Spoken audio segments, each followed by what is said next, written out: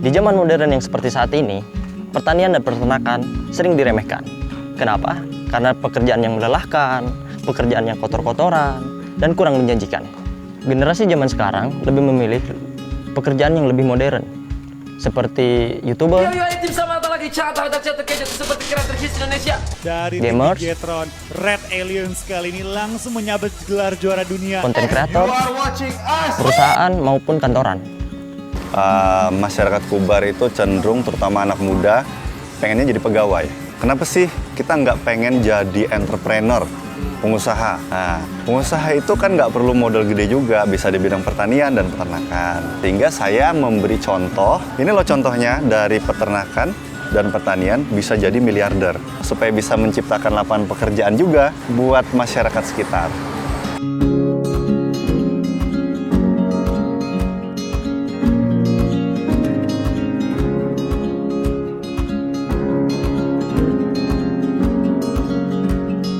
Pertanian dan peternakan yang dianggap remeh dan tradisional tadi, ternyata bisa kita bawa ke arah yang lebih modern, guys. Contohnya ada di beberapa negara maju.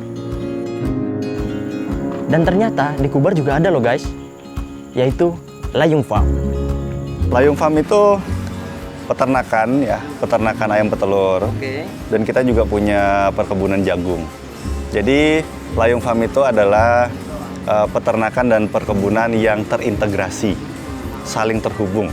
Saling terhubung tuh maksudnya gini, kalau ayam menghasilkan telur, telurnya kita jual, kotoran ayamnya kan bisa bermanfaat untuk pupuk di kebun jagung. Kemudian hasil dari jagung bisa kita pakai buat pakan ayam. Jadi sampai di end of the world, nggak ada habisnya tuh barang.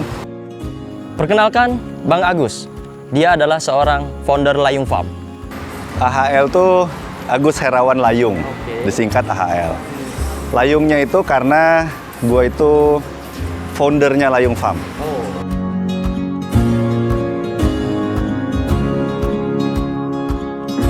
Layung Farm itu punya tujuan banyak. Selain tempat usaha, yang kedua itu tempat mengedukasi.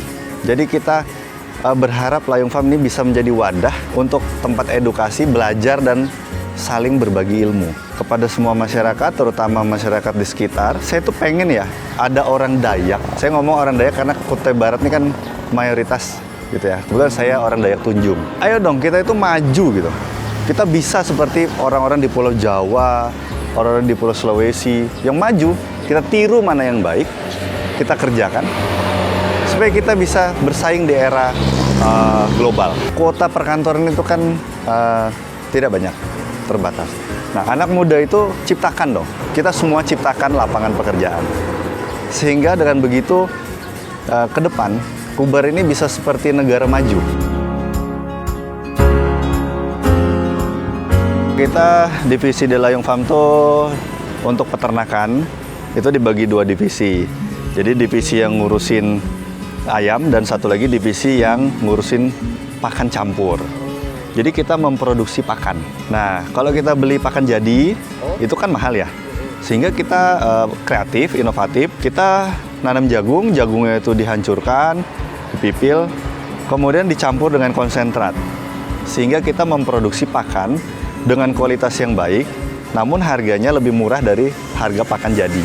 Divisi pertanian kita punya satu divisi ya, divisi yang mengelola pertanian Layung Farm itu sendiri. Tapi kita membuka mitra kepada seluruh masyarakat untuk kerjasama sama kita. Jadi masyarakat tanam, kita bantu bibit, kemudian nanti pupuk dan lain-lain bisa kita bantu. Kemudian mereka bisa jual ke kita. Gitu. Jadi ini melibatkan seluruh masyarakat. Lebihnya biar masyarakat sejahtera, karena ada nilai tambah dari menanam jagung ini besar nilainya dan bisa mensejahterakan masyarakat. Kemudian kita juga punya peternakan sapi. Tujuannya supaya kita bisa menggunakan limbah jagung. Bayangkan satu Kutai Barat nanam jagung misalkan, limbahnya itu bisa gunakan untuk pakan sapi. Jadi ke depan beberapa tahun kemudian Kutai Barat ini nggak usah beli sapi dari luar lagi. Nah itu tujuan kita. Berarti nggak terbuang sia-sia ya? Semua nggak terbuang. Karena apa? Prinsipnya Layung Farm adalah integrated farming system.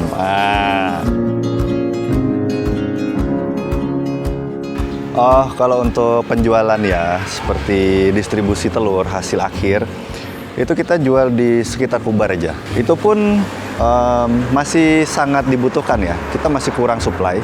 Karena di Kubar itu sendiri memerlukan 60.000 butir telur per hari. Ya, sedangkan kita baru sekitar 15.000 butir telur. Kubar butuh 60.000 butir, kita baru bisa supply 15.000. Seperti itu. Jadi potensinya sangat besar buat kita semua.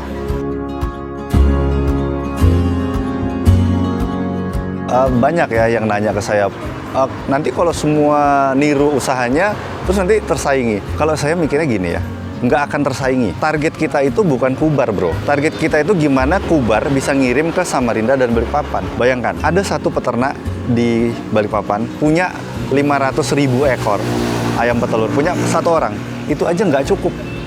Ada lagi satu teman saya punya 120.000 ekor, nggak cukup, masih dari Jawa dan Sulawesi tambahannya. Kenapa tidak kita bikin di Kubar ini 100.000 ekor secara keseluruhan, semua masyarakat, kita jual sama-sama ke itu loh, calon ibu kota negara, ya kan? Mulai dari sekarang. Jadi uang besarnya itu ada di kota besar. Kita di tempat kabupaten ini mempunyai sumber daya bersatu untuk menggempur, ambilin tuh uang semua dari kota besar. Batu bara kita, sumber daya alam kita kan dieksploitasi keluar.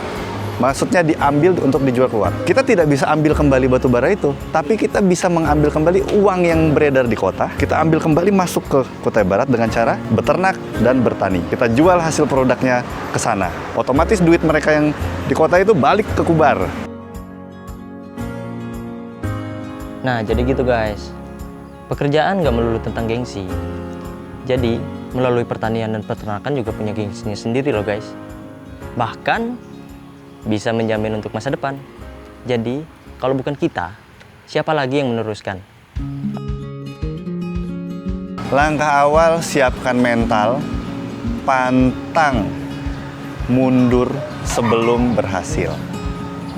Begini, saya itu orang miskin. Boleh cek satu Kubar. Keluarga besar kami bukan anak pejabat, bukan anak miliarder. Tapi saya membuktikan dengan keinginan dan kemauan, kita bisa merubah nasib. Oke guys, bagi kalian yang nggak pengen ketinggalan updatean dari kita, ikutin terus akun sosial media kita. Jangan lupa, yang paling penting, subscribe, like, komen, dan share. Dan nyalakan lonceng notifikasinya. Oke, see you!